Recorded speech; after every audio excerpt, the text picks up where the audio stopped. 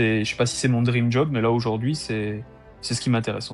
Et la question préférée des étudiants dont je faisais partie, c'était c'est quoi une journée type? Ce qui fait qu'on est spécialiste de rien, mais qu'on est capable de tout. Je dénigre pas du tout le métier de pharmacien, parce que je pense que je suis en officine, parce que je pense que de toute façon, je serais très mauvais. Salut, c'est Marie et tu écoutes Pharmacie la famille. Aujourd'hui, je reçois Anthony. Il a décroché une alternance en 2021 dans ce qu'on appelle une Big Pharma, c'est un grand laboratoire international. Sa première mission, c'était de coller des stickers.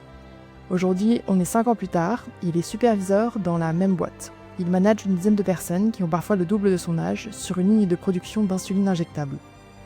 Anthony et moi, on était dans la même promo à la fac. On a connu le flou sur notre avenir dans le monde pharma.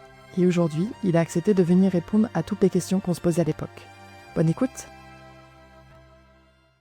Bienvenue Anthony, bienvenue dans le podcast Pharmacie la famille, le podcast qui veut montrer aux étudiants en pharmacie que leur diplôme est bien plus grand que ce qu'on leur a dit. Anthony, on était ensemble à la fac. Aujourd'hui, donc, tu es docteur en pharmacie et tu es responsable de production depuis 6 mois. Tu as été diplômé il y a 4 ans. Et donc aujourd'hui, en gros, tu manages des lignes de production aseptiques dans une des plus grandes pharma mondiales. Pour les étudiants qui t'écoutent, c'est quoi exactement ton job en une phrase? En une phrase, je dirais aider mon équipe à gérer les problèmes du moment. Ok, C'est un peu ça. ok, d'accord. Oui, c'est clair. Enfin, c'est le rôle d'un manager, quoi. Donc, trop bien. Anthony, tu as commencé donc, dans ta boîte en 2021 comme alternant.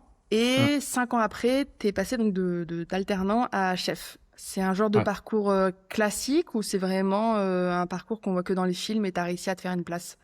Non, je vais pas dire que c'est que dans les films. Je pense moi, je suis dans une boîte comme celle de Lee Fagersheim, qui est assez atypique, où on a Ouais. une possibilité, je pense, de gravir certains échelons, ou en tout cas de se balader un petit peu de poste à poste sur des choses peut-être qui n'ont rien à voir entre des usines, qui n'ont rien à voir, parce qu'il y a plusieurs usines chez Lee à Fagersheim. Hum. Et finalement, moi, je suis pas un cas isolé, hein. Il y a d'autres personnes qu'on connaît, qui étaient dans notre promo aussi, qui ont un parcours qui est similaire aujourd'hui. Donc, je vais pas dire que c'est typique dans l'industrie pharma en général pour tous les étudiants qui nous regarderont, mais je pense qu'il y a certaines entreprises, grosses entreprises, où il y a des possibilités, et c'est un chemin qui peut être typique si on se donne les moyens et si on a envie de le faire. Ok, moi c'est trop bien. Enfin, ça veut dire que vraiment le diplôme de pharmacien, ça ouvre des portes de zinzin, quoi. Ouais, on se rend pas compte quand on est à la fac. Enfin, moi, je me souviens que quand on était à la fac, j'avais aucune visibilité sur mon futur métier, quoi. Non, c'est clair, je suis d'accord. Non, c'est vrai qu'on écoutait, là, on avait des conférences, des choses qui étaient présentées par des professionnels, mais c'est vrai qu'il y avait une espèce de boîte noire où on se disait, mais tiens, moi, genre, je sais pas pourquoi j'ai toujours été intéressé par l'industrie, mais sans savoir vraiment ce qui s'y cachait derrière. Et on entendait ces intervenants parler, on se disait, tiens, ça a l'air intéressant, mais on comprend pas ce qu'ils font. Finalement, on se dit, il y a une entreprise pharmaceutique qui produit des médicaments, ok, c'est cool. Ouais. C'est-à-dire qu'il y a des lignes où ils appuient sur des boutons, ça doit marcher, mais qu'est-ce qu'ils font derrière, c'est toujours un peu particulier. Ouais, mais ça, du coup, on peut en parler un peu plus. Quand t'es rentré en pharma, t'avais quoi comme métier en tête? Genre, c'était précis production ou c'était un peu plus Ben, vague? j'avais fait quelques stages qui me permettaient déjà de cerner un petit peu ce qui se passait en industrie pharma, parce que sinon, si on passe pas les portes, pour être honnête, on sait pas ce qui s'y passe. Ouais. J'avais un intérêt particulier pour la production, mais sans avoir aucune idée du pourquoi et du comment. Et c'est assez drôle parce qu'aujourd'hui, là, après avoir expérimenté certains métiers différents et être en production maintenant, je me dis, ouais, je sais pas si c'est mon dream job, mais là, aujourd'hui, c'est ce qui m'intéresse en tout cas. Après, Bien. ça peut toujours changer. Et du coup, pourquoi t'avais choisi la pharma? Et j'avais fait une fac de chimie, alors au départ, je voulais me dire, enfin, on sait jamais ce qu'on veut faire après le bac, faut être honnête. Ouais. Enfin, en tout cas, moi, j'avais pas une idée extrêmement précise. Et je m'étais dit, tiens, moi j'aime bien la chimie, je vais faire de la chimie. Ok. Et puis je me suis dit, soit je vais faire prof, soit l'industrie pharma, le côté pharmacie, ça m'intéressait. Et puis après, d'année en année, à force d'avoir fait aussi des stages en chimie, je m'étais dit, non, je vais intégrer l'industrie pharma. Et puis après, bon, il y avait des histoires de passerelles qui n'existent plus à l'époque, et puis le parcours a totalement changé. Je sais même plus comment il Ah, fonctionne je totalement sais pas du tout. aujourd'hui. Ça change encore là, je crois. Ouais, c'est pour ça que j'ai arrêté de suivre. Mais en tout cas, ouais, il y a une passerelle qui existait. Et je me suis dit, ce sera plus intéressant, je pense, pour moi d'intégrer l'industrie pharma en tant que pharmacien, donc potentiellement cadre de toute façon, plutôt qu'en tant que chimiste où il y a des possibilités, qui sont toujours possibles, mais je veux dire avec un ramp-up qui est peut-être différent, quoi, en tout cas. Mm. Donc, chimiste de base, enfin, la chimie, ça a toujours été ta passion à la fac ou t'avais d'autres matières que tu préférais? Non, alors moi j'aimais beaucoup la chimie parce que c'est une logique qui me parlait. Je trouve que tout était logique, clair, je vais Ouais, pas ça, dire je suis. facile, mais il y a une logique qui me parlait. Et donc à partir de là, bah, c'est une matière où j'avais des facilités. Et je pense qu'il y a les matières où on a des facilités, c'est toujours des matières qu'on aime un peu plus.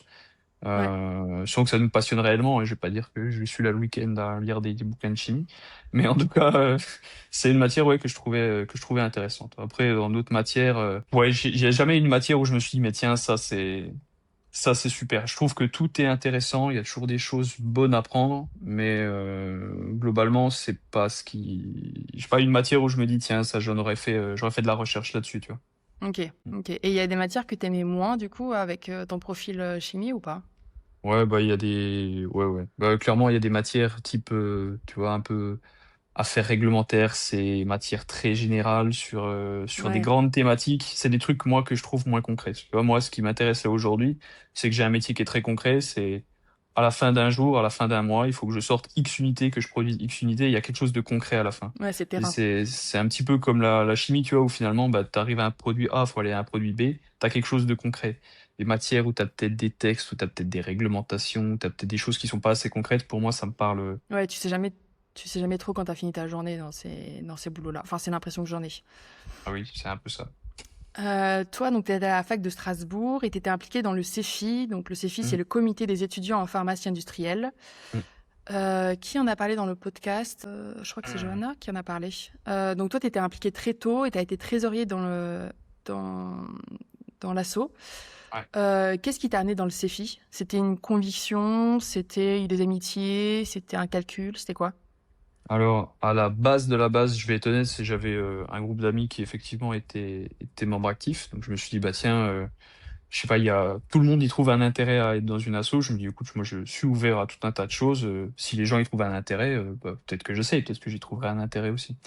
Et donc je suis rentré en tant que membre actif. Je trouve qu'il y avait un intérêt particulier pour le. Enfin moi j'avais un intérêt particulier pour le CFI parce que ça me parlait, parce que justement le CFI avait, je trouve, ce rôle, ces débuts de rôle qui est de plus en plus assumé quand je les suis encore aujourd'hui, mais de justement essayer de démystifier, de présenter un petit peu plus ce que c'est l'industrie pharma aux étudiants.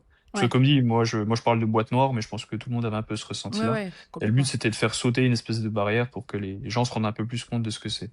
Ok. Et puis donc je suis rentré en tant que membre actif, et puis après bah, j'avais justement un de mes amis qui est encore un ami aujourd'hui qui est devenu président et qui m'a posé la question de me dire bah, tiens, est-ce que tu voudrais pas en faire partie? Euh, Bah oui, aucun problème. Et donc j'ai eu ce rôle de trésorier pendant un mandat. Ok. Et ça t'a apporté des choses, enfin, concrètement, que ce soit pour le CV ou pour tes compétences, tes qualités perso? Ouais, alors ce qui est intéressant, c'est que, bah, comme dit, alors, ça demande un petit peu de temps, de l'investissement quand même, si on veut bien faire Ouais, les choses. Tu vois, quand on est sur les bancs de la fac, on se dit, bah tiens, on a un objectif, réussir, mais c'est un objectif que tout le monde a, et puis on se dit, tu vois, on passe les années, et puis on voit même pas cette réussite personnelle, tu vois, alors que c'en est une quand même. Alors que là, quand tu fais partie de l'asso, finalement, les réussites que tu as en tant qu'asso, en tant que petit groupe d'amis et puis de personnes bah, qui se connaissent, bah, tu as une réussite collective en tant que groupe qui, je trouve, plus enrichissante, tu vois, enfin, qui apporte en termes de reconnaissance, ouais, un petit peu plus. ouais, t'expérimentes directement le travail d'équipe. Ce qui est pas toujours évident à la Ouais, fac avec les TP où ça peut mal se passer ou les projets de groupe, ouais, alors que là, t'es dans une asso mm, qu'un projet commun, quoi, vraiment. ouais. Et qui dure. Je passe un peu du coq à l'âne, mais du coup, l'officine, toi, ça a déjà été une option pour toi ou c'était vraiment dès le départ, c'était pas un projet? Non, l'officine, pour moi, je vais être honnête, ça a jamais été ça a jamais été une option. Ok, t'as fait. J'avais expérimenté des stages d'été, tu vois, libres. Finalement, de moi-même, j'y suis allé. J'ai Ouais, expérimenté bah, les stages obligatoires qu'on a eu entre guillemets, hein. ouais, Et moi, je vais te honnête, j'y trouve pas mon compte. C'est-à-dire que je vais pas dire que je n'aime pas les gens, mais en tout cas, le conseil spécifique, tu vois, aux gens, aux patients, c'est pas quelque chose qui m'intéresse. Tu vois, ok, après, je comprends que ça puisse intéresser certaines personnes, parce que ma compagne, elle a repris ses études pour faire préparatrice en pharmacie, parce qu'elle, ok, justement, elle voulait faire du conseil à la personne un petit peu plus importante, tu vois. Et je pense que c'est le bon métier, le métier idéal pour le faire, en tout cas, en travaillant dans une pharmacie. Mais moi, tu vois, non, et puis, tu vois, ce que j'apprécie, moi, dans mon entreprise actuelle, c'est que j'ai la chance, je pense, c'est la possibilité, bah, assez fréquemment, entre guillemets, pouvoir changer de poste, ne pas m'habituer, découvrir d'autres choses, et puis, tu ouais, vois, grandir, et puis me développer. avec d'autres compétences, d'autres choses, d'autres responsabilités. Alors je dénigre pas du tout le métier de pharmacien parce que je pense que je suis en officine, parce que je pense que de toute façon je serais très mauvais. C'est aussi pour ça je pense que j'y suis pas allé. Mais tu vois, je vais pas dire qu'il y a une routine, mais je pense que tu es une sorte de microcosme aussi, où à un moment donné, je vais pas dire que tu as fait le tour non plus, parce qu'il y a toujours des choses à apprendre, toujours, etc. Mais je pense que tu as moins de possibilités d'enrichissement aussi que ce que je peux avoir aujourd'hui en faisant des métiers qui sont totalement différents. Tu vois. Ouais, Après, c'est chacun voit midi à sa porte. Hein.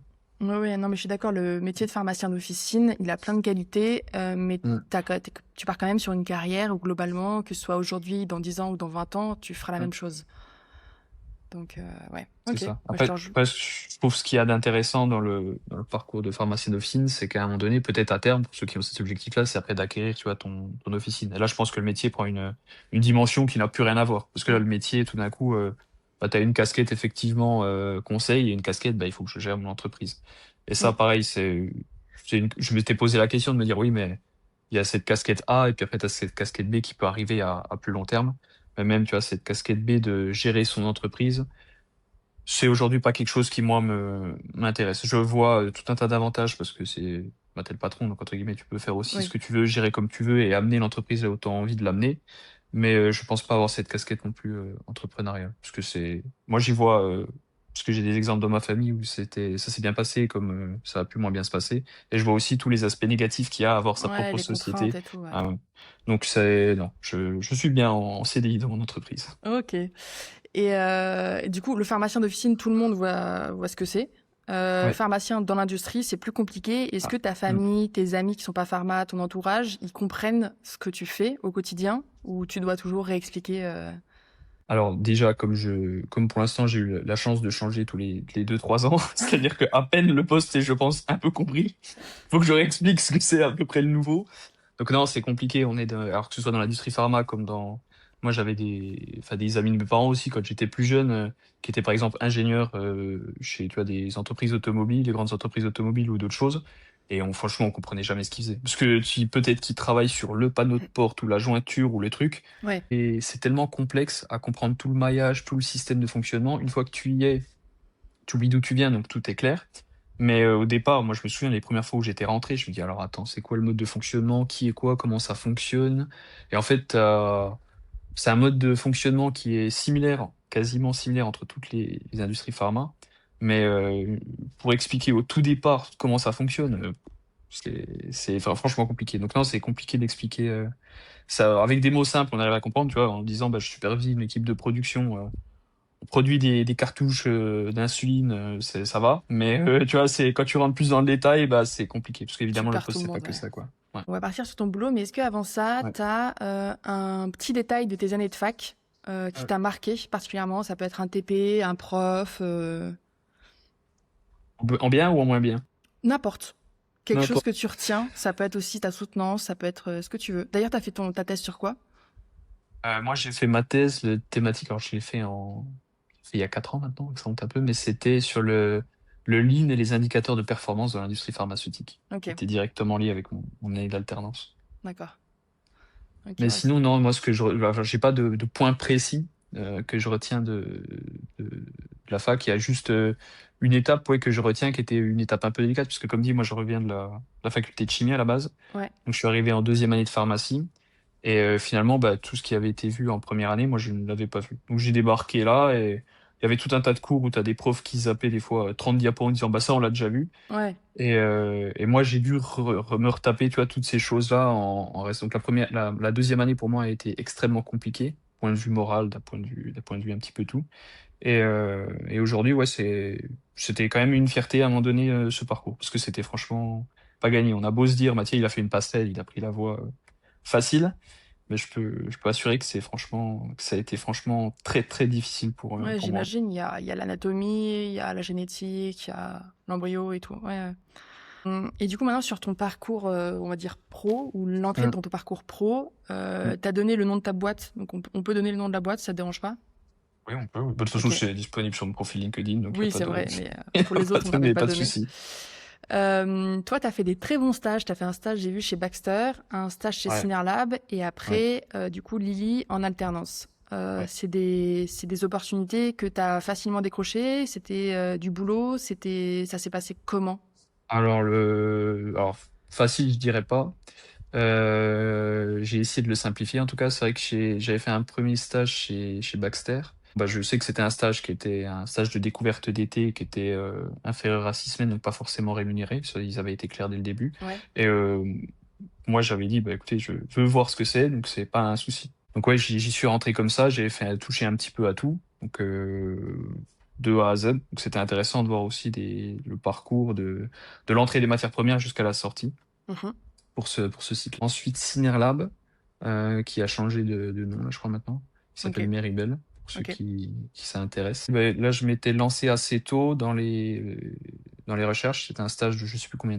Donc, je m'étais lancé assez tôt. Une fois qu'on avait eu les nouvelles, ben, j'avais tout de suite tout créé. J'avais envoyé des demandes à droite à gauche. J'avais été recontacté assez rapidement par cette boîte-là. Et en fait, une fois qu'ils avaient été satisfaits de mon profil et qu'ils m'avaient fait une proposition, bah, je me suis dit, bon, je vais pas attendre d'avoir des retours, parce qu'il y a peut-être d'autres boîtes qui m'auraient intéressé, Ouais, exemple Lilly, exemple d'autres boîtes. Mais à un moment donné, je me suis dit, bon, je veux pas jouer avec le feu. ouais, ouais. Je sais que c'était compliqué d'avoir à l'époque, en tout cas, c'était dit compliqué d'avoir un stage. Ça l'a été pour certains d'entre nous dans la promo qui ont dû se rabattre des fois sur une seconde période de Mm. stage. Donc j'ai dit, bah ouais, bon, on va rentrer là-dedans. Ouais, ouais. Ouais, moi je me souviens, enfin mes périodes de recherche de stage, c'était la galère. J'avais Mm. refus sur refus, j'ai envoyé des centaines de lettres de motivation Ouais. et tout. Enfin, ouais, pas évident. Ok, mais donc toi ça s'est plutôt bien passé, t'as réussi à avoir et ça a joué tes précédents stages quand t'es arrivé chez Lily. Enfin, t'as été plus facilement pris. Alors oui, je pense que ça a aidé. Alors pour Lily, c'est vrai que l'alternance, ben on organisait, et c'est toujours d'actualité avec le CEFI, le forum des Ouais. métiers du médicament. Donc là, ben, effectivement, il y a tout un tas d'intervenants, dont Lily. Moi, c'est une boîte que je voulais faire. Alors je sais pas pourquoi est-ce que je voulais aller chez Lily, parce que là, je savais que c'était une grosse boîte, que c'était connu, Mm. mais je vais être honnête, à part insuline, je n'avais rien. Donc je me suis dit, bon, on va quand même, ça a l'air intéressant comme boîte, donc on va quand même essayer d'y aller. Je suis honnête, hein.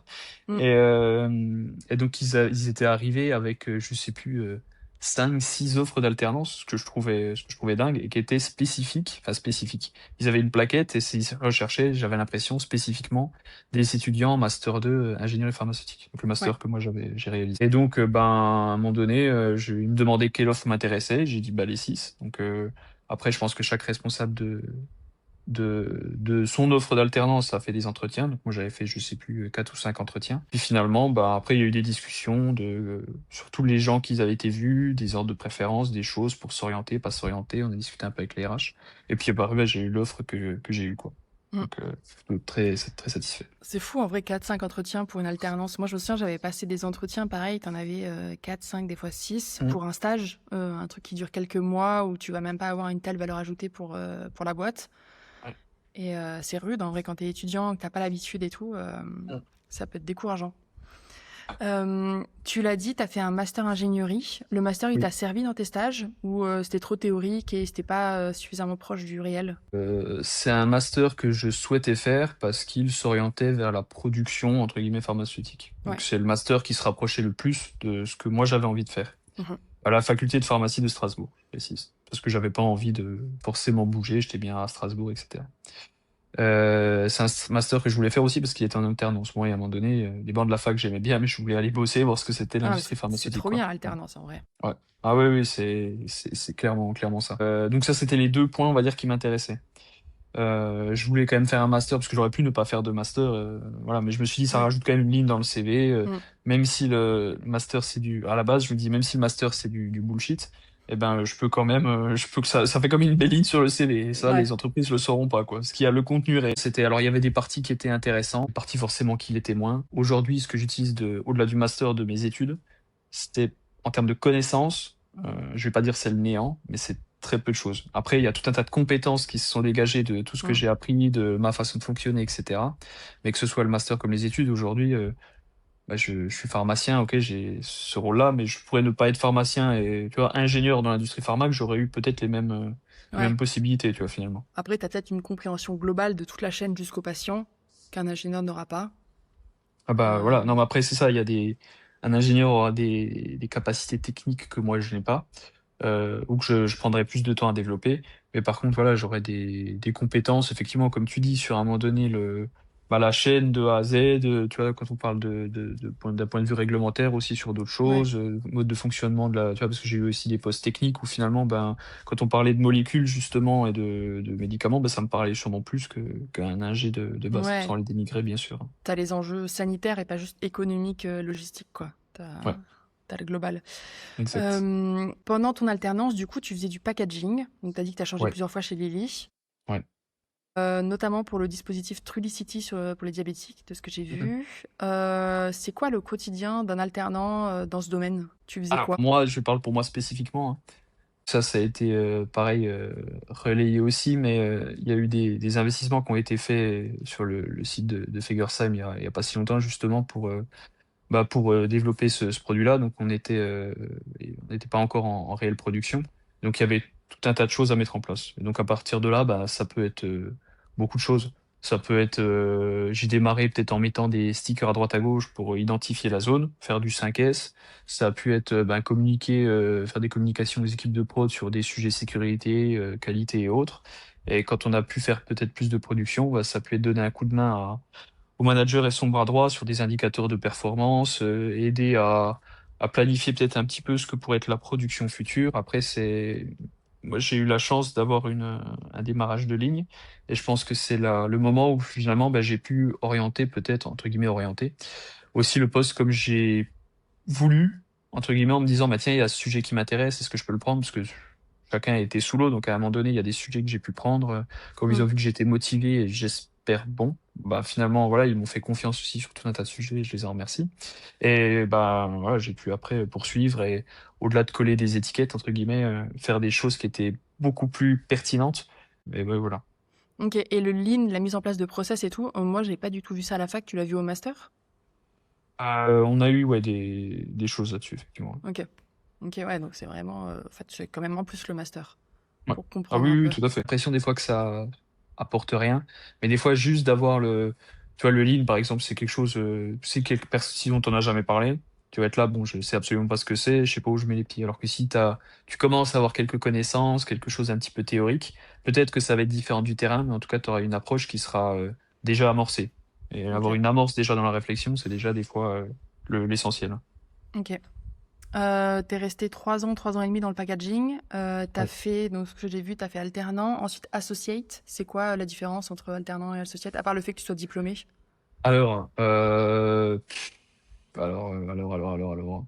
En fait, après, ça dépend. Alors, les titres chez Lilly, comme dans toutes les boîtes pharma, parce qu'on a des titres, nous, qui sont alignés en général avec tout ce qui se fait dans l'industrie pharmaceutique.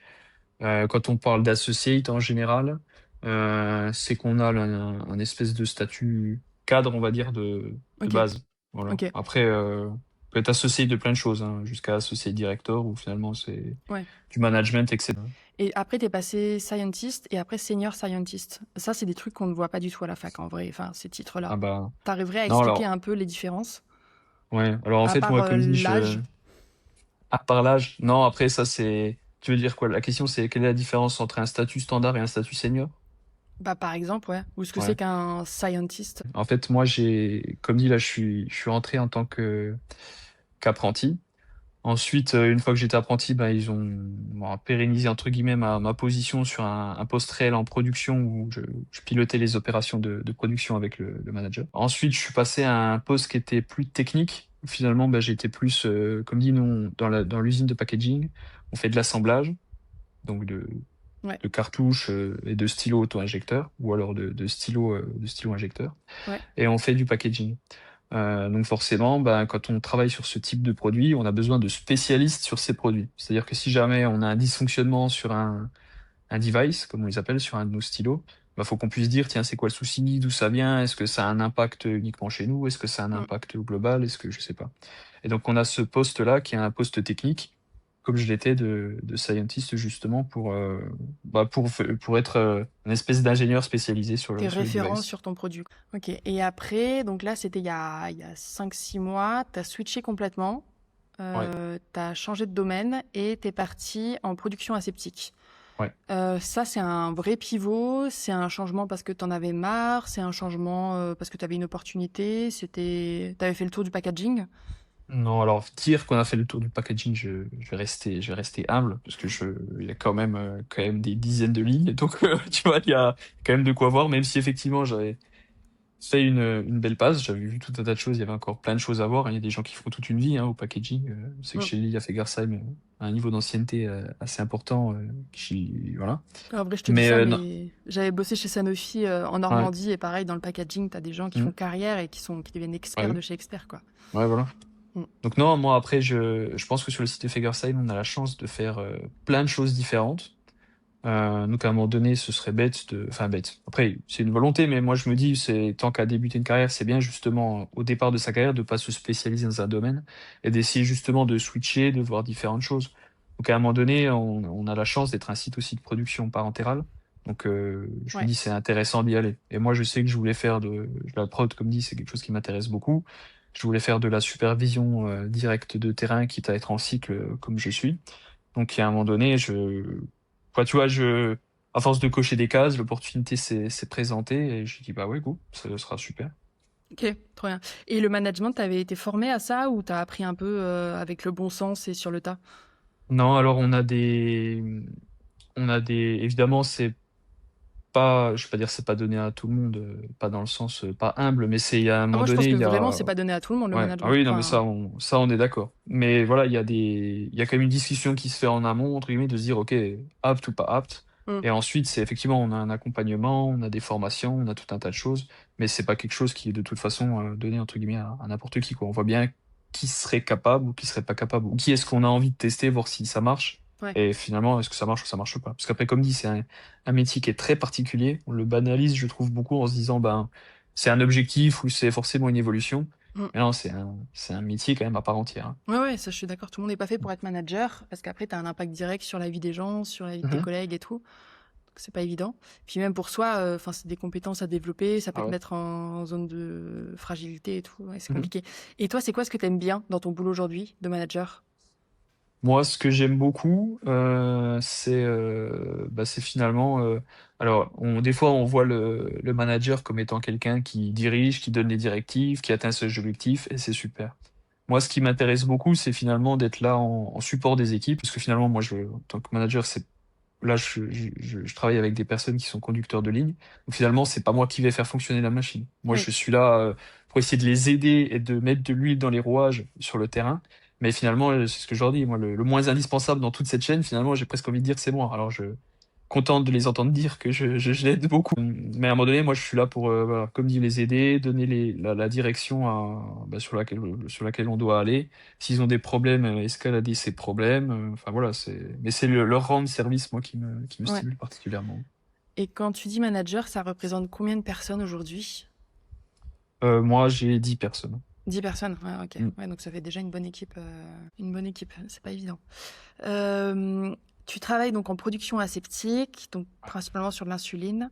C'est quoi les enjeux en production aseptique? Alors, production aseptique, ça veut dire que on remplit des cartouches. Donc si on remplit des cartouches, alors différentes technologies qui existent de type de ligne pour remplir des cartouches, c'est effectivement la ligne sous isolateur. Mhm, Où finalement une grosse machine, un gros cube qui est stérile. Nous on a la possibilité de mettre des mains dans des gants pour essayer de régler la machine si on a besoin d'intervenir sur la machine. mhm. Mais voilà, c'est tout. Avec tout un tas de pilotage, d'équipements, on a tout un tas d'interfaces homme-machine qui existent, des systèmes très compliqués électroniques et automatiques. Mais voilà, mais donc, à un moment donné, si on veut arriver à cette finalité, c'est-à-dire qu'il faut aussi qu'on ait du produit pour remplir nos cartouches. Donc le produit, c'est pas des poches qu'on achète et puis qu'on remplit une cuve et puis basta. C'est-à-dire qu'on formule du produit. Mhm. Donc on a une équipe de formulation qui doit formuler le produit. Et si on se dit qu'on doit être dans un milieu stérile, c'est-à-dire qu'il y a tout un tas d'équipements, de pièces qu'on doit stériliser. Donc on a aussi de la préparation matérielle qui existe pour justement pour préparer justement notre matériel à produire. Donc finalement, Ok, on a toute cette chaîne qui se suit et que je gère là aujourd'hui. ok. Mais ça doit être particulièrement stérile parce que c'est l'injectable. Enfin, c'est évident, mais je Oui, le dis parce qu'il n'y a oui, pas oui, que tout des à fait, pharma ouais. qui nous écoutent. Tu fais bien. Tu Donc, fais bien. Effectivement, moi, quand je bossais au packaging, il n'y en a pas toute cette toutes ces, je vais pas utiliser le terme de contraintes, mais on voit ce que je veux dire. Je l'utilise quand même. Ces contraintes-là, parce que finalement, bah, le produit est dans sa cartouche, Ouais, il est stérile, c'est pas et classé de la même basta. manière. Ouais. Non. Alors que là, quand on remplit effectivement les cartouches, bah, il faut être sûr qu'il y ait aucun micro-organisme qui pénètre ou qui soit dans la cartouche, donc il faut forcément que tout soit stérile, parce qu'après, ça va quand même terminer dans les veines de nos patients. Pour toi, c'est quoi une journée type? Je sais pas si ça existe une journée type quand tu es manager, mais par exemple, tu arrives le matin, Ouais. la première heure, tu fais quoi? Alors, là, le warning que je dis effectivement, parce que c'est vrai que c'est marrant, c'est une question qui revenait toujours quand on faisait les conférences, je sais plus comment elles s'appelaient, mais bref, les conférences à la faculté de pharmacie. Et la question préférée des étudiants dont je faisais partie, c'était c'est quoi une journée type? Hmm. Et là, les gens étaient toujours gênés. Je disais, ah, mais il fait pas d'effort, dis-nous ce que c'est une journée type, quoi. C'est quand même pas compliqué. Mais en fait, force est de constater effectivement qu'il y a une pseudo-trame, mais elle n'existe pas. Elle n'existe pas parce qu'il faut le dire en industrie pharma. C'est ça que je voulais dire aussi, que je trouvais important de dire. C'est que on a l'impression que moi, quand je décris ma ligne de prod, bah, c'est facile. On charge les cartouches, le produit a été formulé, on le remplit, on réceptionne les cartouches à la fin, on le met sur des palettes, ça part au froid, et puis on attend d'assemblage et ensuite de packaging, avec une étape de mirage intermédiaire. Mais non, c'est pas que ça. Parce qu'effectivement, bah, il suffit que ben, sur ta ligne, je sais pas, t'aies à un moment donné de la casse cartouche parce que t'as peut-être un truc qui s'est mal passé, etc. Et en fait, t'as tout un tas de problèmes à gérer toute la journée. Hmm. Parce que tu as des problèmes d'interface sur tes équipements, tu as des problèmes mécaniques sur ta ligne, c'est pour ça qu'on a tout un tas d'ingénieurs qui bossent aussi. Et finalement, bah, il y a des journées qui se ressemblent, mais des journées qui n'ont rien à voir. Mais globalement, une journée type, pour répondre à la question. Donc moi, je suis en cycle, donc ma journée, elle fait 8 heures. Donc le matin, j'arrive, je prends connaissance des points de l'équipe d'avant. Donc on arrive toujours un petit peu plus tôt. En tout cas, moi, j'arrive plus tôt pour essayer de cerner un petit peu dans les différents ateliers quelles ont été les problématiques, où est-ce qu'on en est dans le planning. Je laisse les équipes aussi qui arrivent prendre connaissance des points. Je réunis toute l'équipe pour qu'on fasse un petit point d'équipe, qu'on se partage toutes les infos, parce que comme il y a des ateliers qui sont un petit peu distants, Ouais. bah, c'est important, je trouve, que toute l'équipe, comme c'est une chaîne continue, bah, ait les infos de à droite et à gauche de ce qui s'y passe. Donc on fait ce petit point-là. On a toujours donc ça c'est une réunion qui se fait sur le terrain avec mon équipe.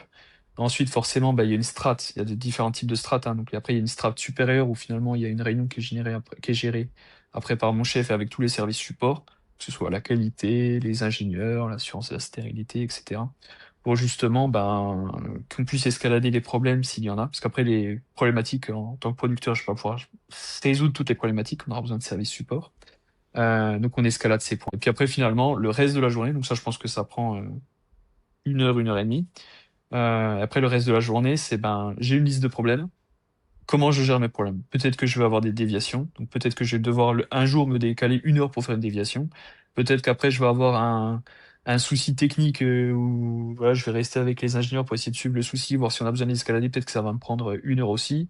Peut-être qu'à un moment donné, bah, je sais pas, je vais avoir des formations ou des choses à partager à mes équipes, donc il faut que je me décale 1 heure. Après, je prends du temps aussi pour faire des one-one, avoir des discussions Ouais. seul à seul avec mes équipes, hein, parce que c'est mon rôle de superviseur aussi, c'est à un moment donné avoir des discussions avec eux pour bah, comment est-ce qu'on s'améliore, qu'est-ce qu'on fait Hmm. mieux, c'est quoi nos objectifs, comment on répond aux objectifs, un peu de coaching. Mais tu vois, tous ces points-là font que j'ai pas forcément de journée type. C'est-à-dire que ma journée type, j'ai peut-être 1 heure à 2 heures avec la gestion de mes mails. Mais sinon, le reste, c'est qu'est-ce que j'ai eu comme souci, comment je réponds à mes soucis. Hmm. Ah, c'est Mm. génial, c'est terrain et c'est polyvalent. Enfin, moi, Ouais. personnellement, c'est tout ce que j'aime. Mm. Trop bien. Et alors, tu l'as dit rapidement, donc tu es Ouais. en cycle, donc tu fais du 3x8, c'est ça? Alors, moi, je fais du 4x8. 4x8. Est-ce que tu peux Ouais. expliquer ce que c'est pour les gens qui connaissent pas? Parce que parfois, on a ça sur des offres de stage et on ne Oui. sait pas ce que c'est. Alors, bon, le 4x8, c'est un rythme particulier. Le rythme, je crois, le plus commun qui existe en général dans l'industrie pharma, c'est le 5x8. Hmm. Donc, j'ai plutôt parlé de celui-là parce que c'est le rythme qui existe un peu partout. Enfin, les deux, je pense, qui existent le plus, c'est le 2x8 et le 5x8. Le 5x8, c'est 5 équipes. C'est pour ça le 5 qui Hmm. équipe, qui travaillent 8 heures. Et donc, en fait, qui font chacune 2 matins, 2 après-midi, 2 nuits, et qui ont ensuite 4 jours de repos. Ok. Et quand on parle de matin, alors ça dépend des entreprises, hein, mais sur du standard, ça peut être du 6-14 ou du 5-13, ça va être du 14-22 ou du 13-21, ou alors en général, bah, ça va faire du 22-6 ou du 21-5 Ok. euh, en heure du matin. Et donc c'est ces jours qui s'enchaînent. Ça, c'est le 5-8. Et à noter aussi qu'on a toujours une prime liée avec ces cycles-là. Donc ça dépend des entreprises, hein, mais en général, on est je parle en général parce que c'est ce qui intéressera le plus les gens, parce que je ne vais pas parler que de ma boîte, mais sur une vingtaine de pourcents de Ouais. rémunération supplémentaire. Et après, le 2 fois 8, ça va être une semaine finalement, sur 5 jours, on va être du matin. Et Mm. une semaine où on va être finalement d'équipe d'après-midi, sur les Ouais. mêmes horaires que j'ai listés avant. Ok. Et toi, tu arrives à gérer ce travail parce que du coup, tu travailles la nuit parfois Ouais. et ça va pour ton cycle biologique et tout se passe bien. Ouais, alors franchement, j'avais un peu peur au départ. Enfin, un peu peur, on s'entend. Mais en tout cas, je me posais beaucoup de questions. Et en fait, faut trouver son rythme. Chacun après a ses petits trucs, ses petites astuces. Moi, Mhm. exemple, je sais que quand je vais faire une équipe de nuit, la première nuit, bah, par exemple, je sais que forcément, il faut que je dorme 2 heures, je pense. En général, je fais une espèce de sieste de 17h à 19h. Mm. Ça m'aide à affronter quand même toute la nuit. Alors, tu rentres quand même à 6h, t'es un petit peu rincé, t'es content Ouais. quand même de rentrer. Mais globalement, tu vois, en fait, tu fais une première nuit où t'es quand même plutôt préparé, parce que t'as bien dormi la veille, t'as fait ta petite sieste et t'arrives, voilà. Ce qui est peut-être des fois plus compliqué, c'est la deuxième nuit. Finalement, bah, tu rentres à 6h. Donc moi, en général, j'essaie de dormir jusqu'à 11h midi. Après, bah, je fais ma journée comme j'ai envie de la faire. Je refais mon espèce de sieste de 17 à 19. Mais en fait, tu vois, t'as une journée qui est un peu tronquée parce que Ouais. bah, finalement, je vais pas dire que t'es toujours en train de dormir, mais t'as quand même un temps dispo qui est pas toujours super qualitatif, même si je m'en sors plutôt bien. Et voilà. Mais si t'es pas assidu là-dessus, forcément, la nuit, tu la passes très mal. Mais en faisant ça, je trouve que je gère plutôt bien. Puis après, une fois que t'as fait ta deuxième nuit, bah, c'est terminé et t'as tes jours de repos. Donc ça, c'est quand même, tu vois, c'est à Ouais. peine tu es dans la difficulté que finalement, bah, c'est bon, c'est fini. Ouais, donc c'est Donc je cool. trouve que ça va. C'est cool. Là, on est vendredi matin. T'es trop sympa parce que tu bosses cet après-midi et t'as pris ce temps ce Ouais, matin pour le podcast. Hier, t'as plaisir. bossé comment? Alors hier, j'ai bossé de matin. De matin.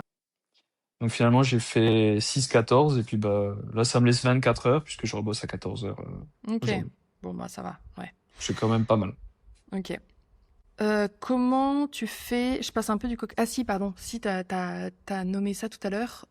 Tu travailles sur des produits qui finissent stockés dans le froid. Donc ça veut dire que t'as un temps limite sur le remplissage, la prod, non? Mhm. Tout à fait. Alors on a remplissage aseptique, on a tout un tas de délais qui doivent tenir. Je vais pas énoncer tous les délais, mais j'ai un tableau Excel avec, je sais pas, il doit y avoir une trentaine de lignes des délais qu'il faut respecter entre tous les types d'opérations pour pas excéder des temps qui sont qualifiés. Mais là, on parle du temps effectivement hors froid, entre guillemets. Et donc ça, c'est effectivement des temps, on a des délais qui doivent être respectés en temps d'exposition à la lumière, de froid, sur tout un tas de nos opérations. Mais effectivement, tout est très, très, très, très timé. Ouais, ça rajoute une difficulté encore à l'aseptique. Mais en vrai, c'est Oui, hyper intéressant. oui, tout à fait. Euh, J'ai oublié d'en parler quand on parlait du management, mais tu manages des gens qui ont peut-être 20 ans, 30 ans de boîte derrière eux. Oui. Ça se passe bien? Enfin, t'arrives à gérer? T'as pas eu Ouais, un alors petit ça, syndrome de l'imposteur au début ou... Alors là, sur ce poste-là, pas du tout. Par Ok, contre, c'est vrai qu'après mon alternance, comme dit, j'avais piloté les opérations de production. mm, Et donc ça, bah, c'est un poste qui a à responsabilité quand même assez importante. Donc j'avais été très, très content d'avoir ce poste en sortie d'alternance. mm, Mais là, tu vois, j'avais eu effectivement un petit peu ce truc-là, parce que là, tu vois, autant maintenant j'ai quand même quelques années, alors on a encore beaucoup à venir, mais je veux dire, j'ai quand même un petit peu de recul. Autant quand ouais, tu sors de ton alternance, t'es quand même un peu junior, junior, tu vois. ouais, Et donc là, je vais pas dire que c'était des profils similaires, parce que j'avais pas de management direct, mais j'avais quand même beaucoup de management par influence. ouais, Et donc finalement, bah là, je me suis dit, bon, bah, je sais pas comment est-ce que ça va être accueilli par les gens, je sais pas comment ça va se passer, et forcé de constater qu'en fait, en démontrant qu'on y arrive, bah en fait, on gagne aussi la confiance des gens, mm, et derrière, ça se passe très bien. Donc en fait, je pense qu'il faut juste se donner les moyens, et je pense qu'on est les premiers des fois, c'est de poser les questions sur, bah tiens, il y a je vais pas dire un genou qui arrive, mais il y a peut-être un gars qui vient des fois de l'extérieur, d'une autre boîte. On se dit, bah tiens, lui vient de débarquer, tu vois, ça c'est un exemple que je peux avoir. Des fois, il y a des gens qui ont débarqué entre guillemets, chez les leads de boîtes extérieures. Je me dis, bon, bah j'espère que sur des postes importants, j'espère que ça va bien se passer. Et en fait, mm, quand tu vois que la personne démontre et que ça se passe très bien, bah tu fais, ouais, bah c'est bon, en fait, pas, ouais, mais un coup pas, quoi, entre guillemets. Donc il ok, suffit de démontrer et derrière, en général, ça suit bien. Ouais. ok. Et sur ton boulot aujourd'hui, c'est quoi la partie que tu n'aurais jamais imaginée en étant étudiant, enfin, quand tu étais à la fac? S'il y a un truc vraiment où ça ressemblait pas du tout à ce que tu projetais. Ben, euh, je pense que c'est la partie où finalement, bah, tu vois, il y a je trouve qu'il y a une, alors je sais pas si c'est chez Lily et j'espère que c'est dans d'autres boîtes, hein, mais comme j'en ai pas fait beaucoup, je peux pas non plus la tester. Je trouve qu'il y a une très belle cohésion. Et surtout quand là, je fais du management, je pensais qu'à un moment donné, en gérant entre guillemets des personnes, bah, ça allait être, bah tiens, il faut qu'on s'organise comme ça, comme ça, comme ça. Et force est de Mm, constater qu'il y a une cohésion qui est très appréciable, où finalement on travaille vraiment en équipe, mais mm. en équipe soudée, où on se soutient les uns les autres. Et je m'attendais à ce qu'il y en ait, mais je m'y attendais pas autant. Ouais. Donc Mais c'est bah, toujours très appréciable. ouais, ouais. Bah ça, alors moi, je suis passée par deux, trois boîtes pharma, genre Merck, Sanofi et tout. Ouais. Euh, je pense que c'est chez toi parce que vous travaillez sur un objectif commun, de sortir, Ouais. enfin tous ensemble les produits. C'est peut-être moins le cas dans des jobs plus genre affaires règles ou plus administratifs. Enfin, Ouais, je tout à sais, fait. j'ai l'impression parce que les gens travaillent sur leurs projets perso. Et ouais, là-dessus, t'as raison. Je l'ai expérimenté aussi. C'est pas mal. Maintenant, du coup, comme t'as donné le nom, on peut parler d'un peu de Lilly. Mhm. Lilly, c'est une des 10 plus grandes pharma mondiales. On a une image de ces boîtes-là de l'extérieur un peu impressionnante quand on est à la fac. Mhm. Aujourd'hui, ça fait presque 5 ans que tu es à l'intérieur. L'image que tu avais avant, elle ressemble à quoi de ce que tu vis vraiment? Enfin, genre, quelle est la différence entre ce que tu projetais et ce que tu vis aujourd'hui? Ouais, comme dit, c'est vrai que moi, quand on a discuté de l'offre d'alternance, moi, à la base, Lily, à part insuline, je connaissais pas grand-chose, tu vois. Je savais que ça allait être intéressant, ça m'attirait, mais sans avoir vraiment scruté le truc, tu vois. Et finalement, en y rentrant, je vais pas dire que j'étais pas préparé, mais ça a été, ouais, beaucoup plus grand que ce que j'imaginais. Déjà Mm, l'entreprise en tant que telle, et puis ensuite, tu sais que tu appartiens au-delà de Fagerside. On a une étroite collaboration aussi avec tous nos autres sites. Et ouais. donc, en fait, plus tu creuses, et plus tu te rends compte que c'est quand même une immense boîte. Mais ce que je constate aussi, c'est qu'à un moment donné, plus j'avance, plus je progresse, plus j'arrive à connaître aussi ben, différentes personnes, parce qu'après, avec les postes précédents que j'ai eus, Mm, j'avais des interactions aussi avec le global. Et donc, plus on comprend aussi les différentes strates, et plus on arrive à démystifier aussi tout un tas de choses. Et donc finalement aujourd'hui, oui, ça reste une boîte qui est immense, mais effrayant, c'est peut-être le terme qui est un peu fort, mais c'est plus aussi effrayant qu'avant. Entre guillemets, je me sens plus non plus écrasé par l'organisation. Une fois qu'on arrive à la comprendre, je trouve que ça marche vachement mieux. ok. Euh, Est-ce que en 5 ans chez Lily, tu as eu des moments où tu te dis ouais, non, je me suis plantée, c'est pas pour moi, ou je sais pas quoi. Enfin, est-ce que tu as eu des moments où tu as douté, ou ça s'est toujours bien passé? Non, alors des moments de doute, il y en a toujours. Les seuls moments où j'ai douté, c'est que il y a des moments où finalement, je crois que c'était aussi en tant que en tant qu'alternant où tu vois il y a quand même des périodes des vagues, des périodes de forte intensité, des périodes de moins forte intensité dans le travail. Et c'est toujours sur les périodes de moins forte intensité où tu te dis bah tiens finalement c'est quoi ma plus-value, c'est quoi ma valeur ajoutée entre Mm, guillemets qu'est-ce que je fais là tu vois. Après je m'ai jamais remis en cause le choix de l'industrie. Je savais que c'était ça tu vois parce qu'il y a tellement de possibilités de jobs différents que je savais qu'on y était. Après, c'est plus des doutes du moment, parce que je pense que j'essaie en tout cas de me remettre souvent en question sur ce que je fais, comment je le fais, mais tu vois, c'est plus des doutes sur moi, comment je gère mon travail, que, entre guillemets, le job en lui-même, tu vois, mm. ou à ma raison d'être là. Ok. Je pense qu'on peut passer peut-être aux petites recos pour les étudiants. Ouais. Si aujourd'hui tu étais en deuxième, troisième année de pharma, est-ce qu'il y a des trucs que tu Mhm. ferais différemment? Euh, je vais être honnête, je pense pas. Je pense que de toute façon, comme dit, je suis arrivé en deuxième année de pharmacie, je savais que je voulais intégrer l'industrie pharmaceutique, tu vois. Mm, Donc finalement, j'ai essayé de tout faire durant les études pour maximiser mes chances de me dire c'est le bon choix. Donc intégrer le CEFI, faire des stages volontaires, faire un master qui va bien. Tu vois, je pense que le, mm, le parcours a été construit depuis le début et c'est justement ce qui m'a aidé à un moment donné je vais pas dire à en arriver là où je suis, mais à avoir une réflexion qui était ben, aboutie assez tôt. Et donc finalement, bah, à faire les bons choix, je pense. Aujourd'hui, j'en suis content. mm. Donc je peux le dire, je pense, avoir fait les bons choix, mais justement, c'est tout. Ok, ah, trop bien en vrai. Enfin, c'est hyper plaisant de se rendre compte que t'es haut de ton parcours. Mhm, tout à fait. Est-ce qu'il y a une phrase que tu as déjà entendue quand tu étais étudiant sur l'industrie pharma, qu'on dit aux Ouais. étudiants en pharma et que tu trouves complètement fausse?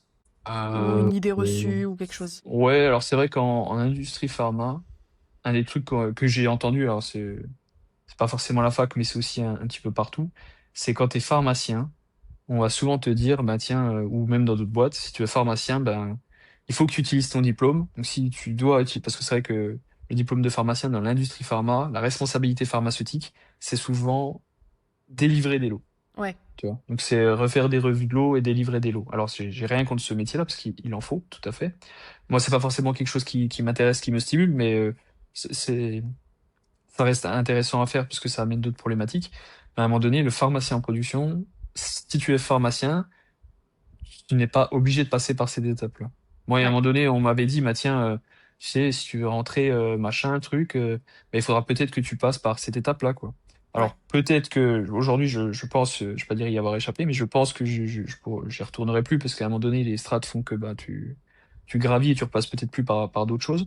Mais on n'est pas, c'est pas obligatoire. Tous les parcours ne se ressemblent pas et on n'est pas obligé de passer par cette étape-là si ça n'intéresse pas. Il y a d'autres possibilités, d'autres choix. Après, la vie fera peut-être à un moment donné, c'était une étape obligatoire pour certains parce que c'est un pied d'entrée, donc il faut aussi se laisser cette chance-là. mm, Mais c'est pas une finalité et si on veut faire autre chose, on peut tout à fait faire autre chose. ouais. C'est la grande liberté du diplôme de pharmacien. Enfin, moi, je me rends Ouais. compte depuis que j'ai été diplômée, enfin, franchement, j'ai fait 14 métiers différents. Je travaillais à l'armée, maintenant je suis au ministère de la Santé. Rien à voir. Rien à Mais voir. c'est trop bien.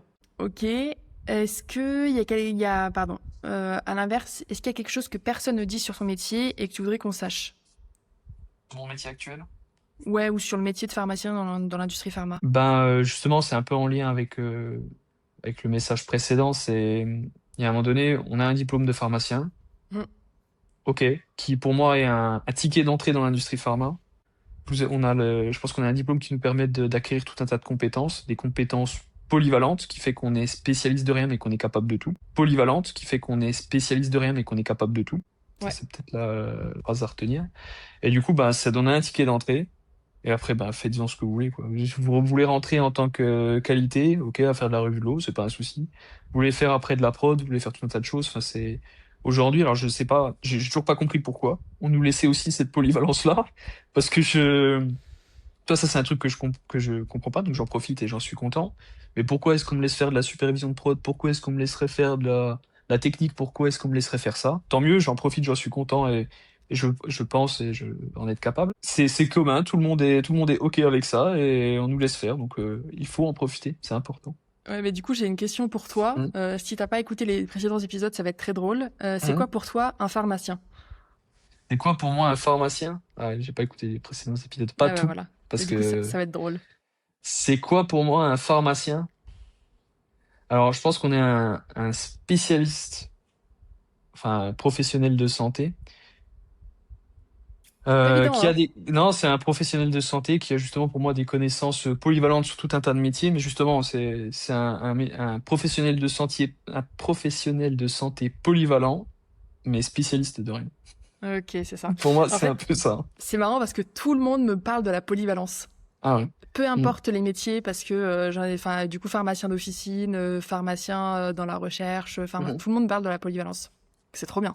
Mais ça, je pense que c'est dû beaucoup à nos études. Dans nos études, on voit tout et son Bon, contraire. On manger à voit tout et son boire. contraire. Donc c'est trop bien. Mm.